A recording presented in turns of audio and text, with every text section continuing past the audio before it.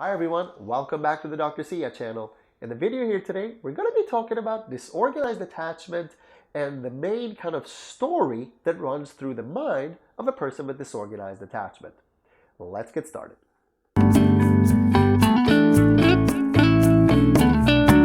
Alright, so what's the main story that runs through the mind of a person with disorganized attachment? We call this a narrative. What's the main narrative that runs through the mind of a person with disorganized attachment? If you know that, you'll be better able to help your friends, your patients, your family members, yourself, and to support these people or yourself better if you know what's going on more. So that's the main point here. And I want to point out that the main points of narratives that I have found here are through my personal experience and readings. They're not exclusive. It doesn't mean that they're all the ones that are there. There are many different narratives. But these are ones that I've found almost exclusively to be true almost every single time for every person I've come across with a disorganized attachment. All right. So number one is this idea that for the person with a disorganized attachment, the narratives that they have, the ideas that they have in their mind, they just turn out to be not true. And what I mean by not true is they're fantasy ideas. They're not actually based on solid reality.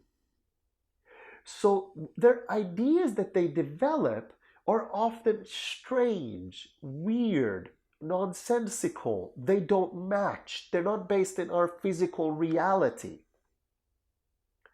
A second thing that goes on for the person with disorganized attachment, something that is there in their narrative, is that they will inevitably be rejected and abandoned.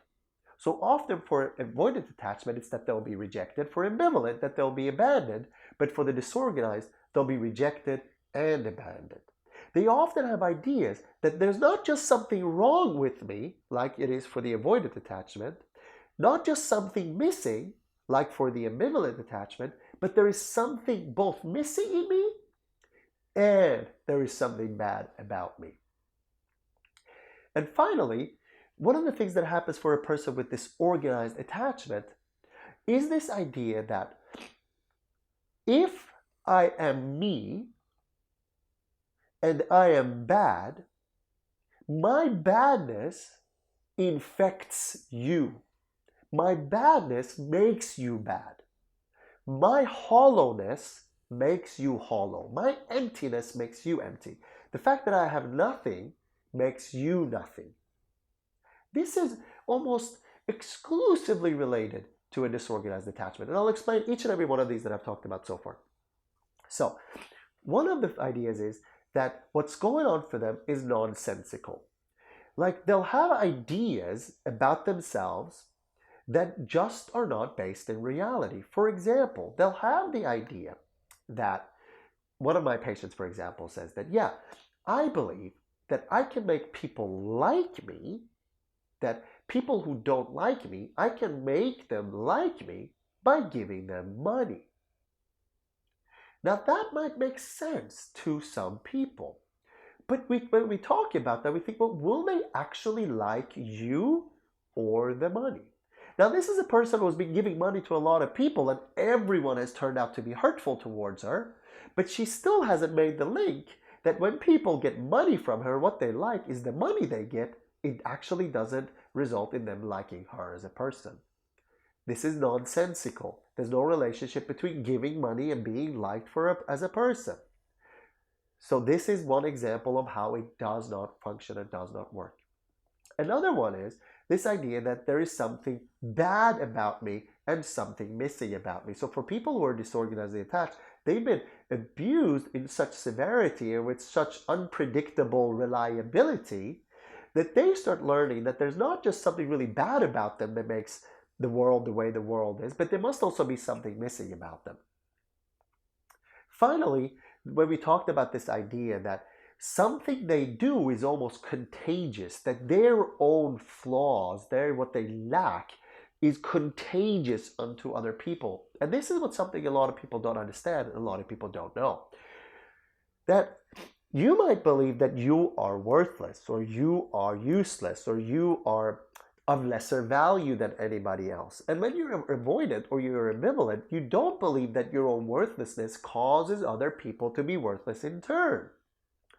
But when you have a disorganized attachment, the child who had a disorganized attachment so strongly believed that their parents, the reason why their parents do what they do must be their own fault, that they also start believing that perhaps what they do almost causes the world to be the way the world is.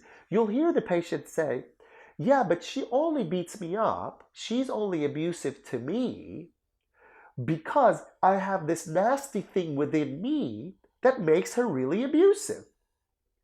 I create her abuse. I make her into an abusive person.